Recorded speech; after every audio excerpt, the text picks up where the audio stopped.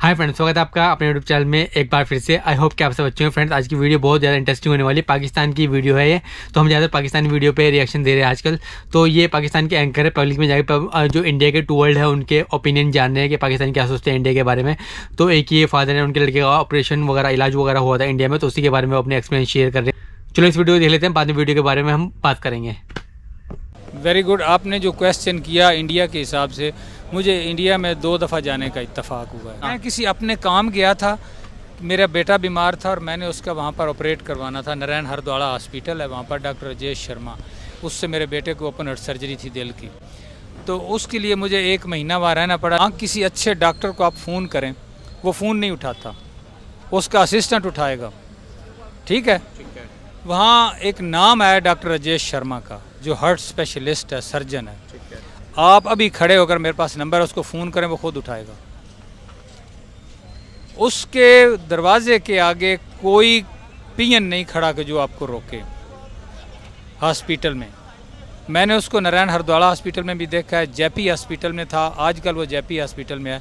उसके दरवाजे के आगे कोई नहीं, वो अकेला बैठा हुआ है। आप आए हैं, पेशेंट है, बात करें। डॉक्टर भान थे दिल्ली में, वो सिख बरादरी से थे, उनसे रब्ता हुआ। और दूसरे डॉक्टर राजेश शर्मा, जिसकी तरफ से मुझे जवाब आया।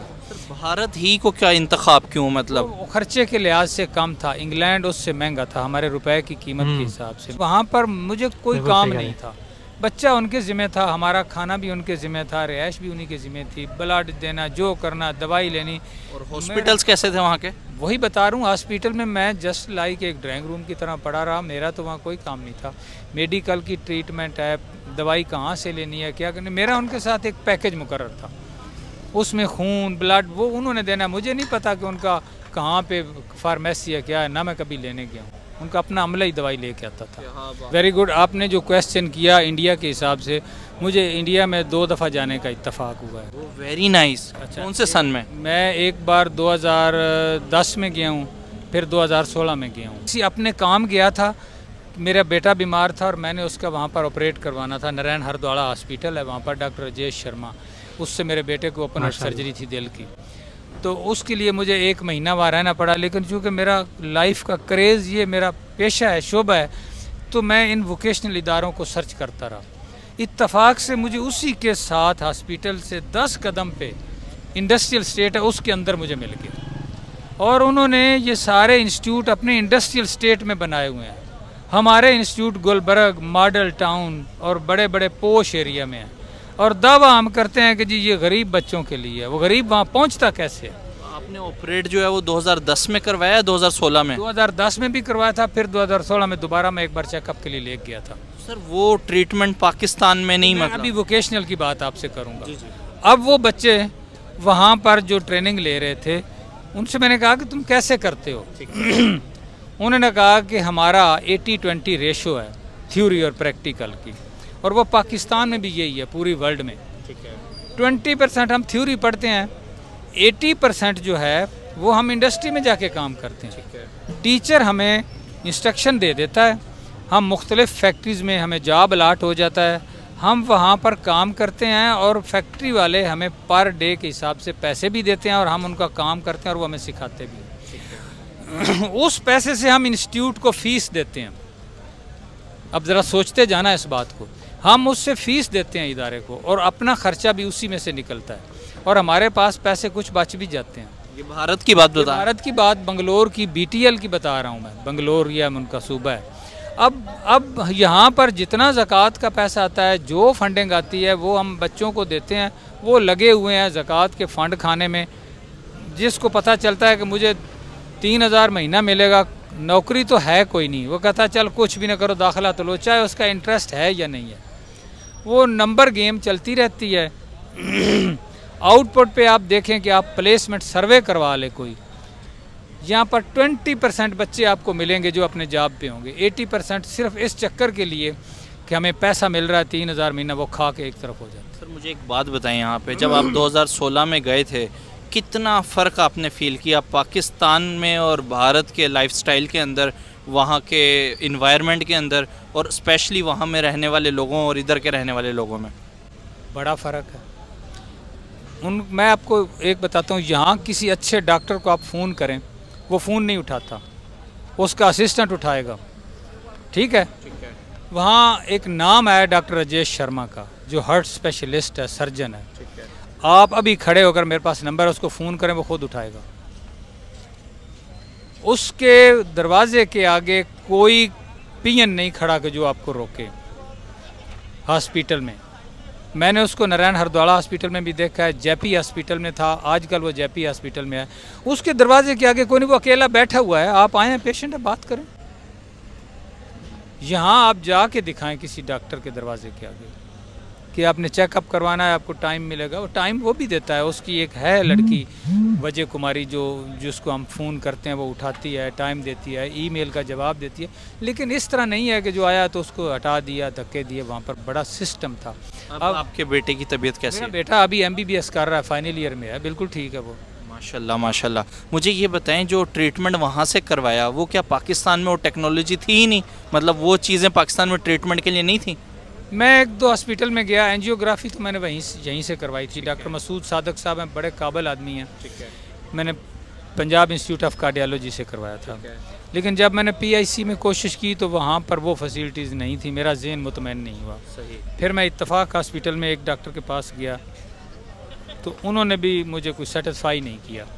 फिर मैं इंटरनेट पे मुख्तलिफ़ जगहों पे रब्ता करता रहा, क्योंकि एक बेटे जैसी चीज़ है और मैं किसी ऐसे बंदे को हवाले नहीं कर सकता। तो मेरा 2 डॉक्टर से रब्ता हुआ। एक डॉक्टर भान थे दिल्ली में, वो सिख बरादरी से थे, उनसे रब्ता हुआ। और दूसरे डॉक्टर राजेश शर्मा, जिसकी तरफ से मुझे जवाब आया। भारत ही को क्या इंतखाब क्यों? मतलब तो खर्चे के लिहाज से कम था, इंग्लैंड उससे महंगा था हमारे रुपए की कीमत के हिसाब से। मेरे पास इतने ही वसाइल थे, 12-13 लाख रुपया लग गया। बड़ी मुश्किल से मैंने उससे किया। तो वीज़ा भी गवर्नमेंट ने आराम से दे दिया। हाँ, वो मेडिकल पॉइंट ऑफ व्यू से वीज़ा मिल गया था मुझे, कोई रोका नहीं उन्होंने।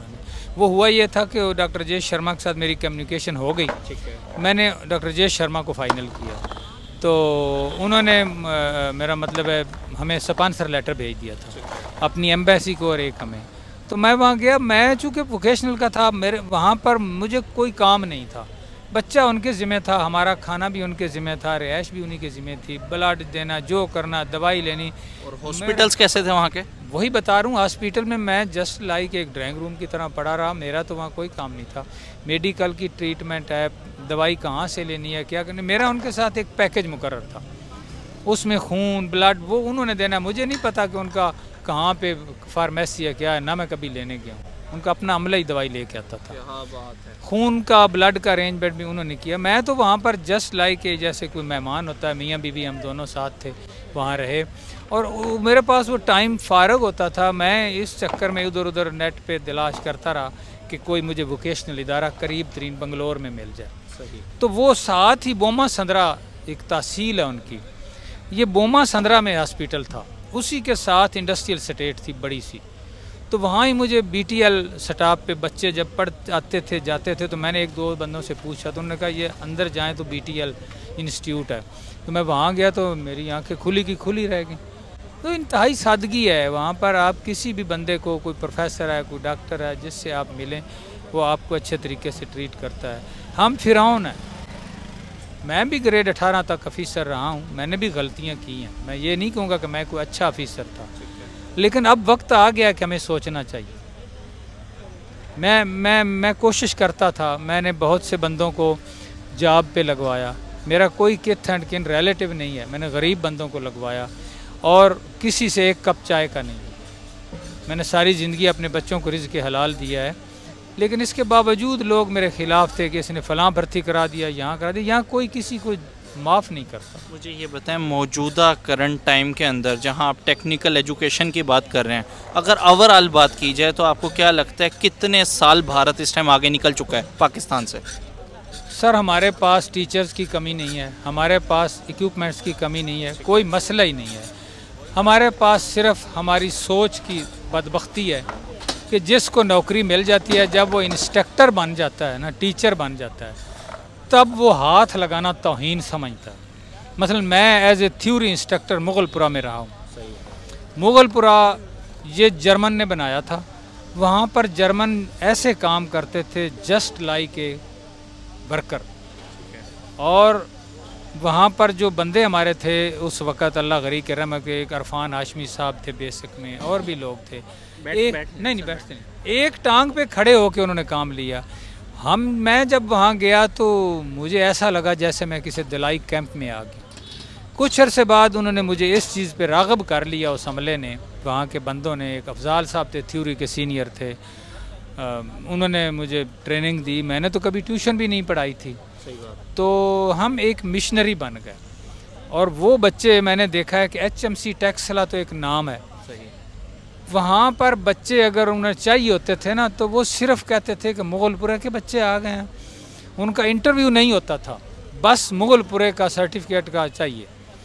और एक बार जब फ्लड आया था बेतहाशा 1987 या 88 में तो उन्हें बच्चे चाहिए थे। HMC में स्टाफ की कमी हो गई, तो एक उनका वर्क्स मैनेजर था नातक साहब, मैं उस वक्त इंस्ट्रक्टर थ्योरी था वहाँ पर, और वो बाई एयर लाहौर पहुँचा मुगलपुरा में। यहाँ से बच्चे फर्स्ट डिवीजन जितने थे सारे कलेक्ट किए 15। फ्रेंड्स, तो ये थे पाकिस्तान के एक शहरी जो इंडिया के बारे में अपने एक्सपीरियंस शेयर कर रहे थे। तो इंडिया में ट्रीटमेंट कराने होंगे अपने लड़के का, तो इंडिया में जो ट्रीटमेंट है वो बहुत अच्छा है और बहुत सस्ते में हो जाता है। पाकिस्तान से नहीं, मैं यहाँ दिल्ली में रहता हूँ तो मैं देखता हूँ काफ़ी जगह बहुत दूर दूर से, केनिया से और अल्जीरिया से और पता नहीं कितनी सारी गल्फ़ कंट्रियों से भी लोग आते हैं यहाँ पर। और ये सब जो निगरो वाली कंट्री होती है जहाँ पर काले रहते हैं ज़्यादातर, नाइजीरिया वगैरह, यहाँ से भी काफ़ी लोग आते हैं इलाज कराने के लिए। तो उनसे पूछता हूँ मैं कि आप इलाज कराने यहाँ क्यों आए, जबकि अमेरिका वगैरह और भी बहुत जगह है इलाज कराने के लिए, करें वहाँ बहुत महंगा पड़ता है, बहुत महंगा। अमेरिका, इंग्लैंड और ऑस्ट्रेलिया में तुम्हें इलाज कराने जाएंगे बहुत महंगा पड़ेगा, पर इंडिया में क्या है, इलाज अच्छा होता है और सस्ता होता है। तो इसलिए बहुत सारी कंट्री के, आसपास की कंट्री के लोग भी काफ़ी आते हैं इंडिया में इलाज कराने के लिए। और जो इंडिया के डॉक्टर है वो पूरे वर्ल्ड में जो है अच्छे माने जाते हैं। अमेरिका वगैरह में भी जो है इंडिया के डॉक्टरों की काफ़ी डिमांड है, तो जो लोग इलाज कराना चाहते हैं वो इंडियन डॉक्टर से इलाज कराना अच्छा मानते हैं। तो ये उनके थॉट थे वहाँ के पाकिस्तानी बंदे के कि इंडिया के बारे में आए, वो इंडिया में रहे अच्छी तरह और वो इलाज करा के गए। तो वहाँ के लोग अच्छे पसंद करते हैं इंडिया को, ऐसी बात नहीं है, क्योंकि इंडिया से दोस्ती करके उनको फ़ायदा है, नुकसान नहीं है कोई। पर वहाँ की जो हुक्मरान है उनको कश्मीर का राग दे के कश्मीर लेंगे उनको ऐसे वो नफरत पैदा कर देने वहाँ के लोगों में। तो इसलिए के लोग अच्छे हैं, ऐसी बात नहीं है, पाकिस्तान के लोग बुरा नहीं सोचते यार, इंडिया के लोग भी उनके बारे में बुरा नहीं सोचते। बट ये है कि जो है सिर्फ पॉलिटिकली होता है जो भी होता है। तो आई होप आपको ये वीडियो अच्छी लगी होगी। अगर आपको वीडियो अच्छी लगी तो वीडियो को लाइक करें। अगर आप चाहते हैं कि इस टाइप की वीडियो मैं आपके लिए और लाऊं तो मुझे सपोर्ट कर सकते हैं। मुझे सपोर्ट करने के लिए मेरा चैनल सब्सक्राइब कर सकते हैं। अगर किसी पर्टिकुलर वीडियो पर आपको रिएक्शन चाहिए तो कमेंट सेक्शन में बता सकते हैं। आपको ये वीडियो चाहिए तो मैं आपके लिए जरूर लाऊंगा। नेक्स्ट वीडियो मिलेंगे किसी नेक्स्ट टॉपिक के साथ। तो बहुत सारे देने के बाय बाय।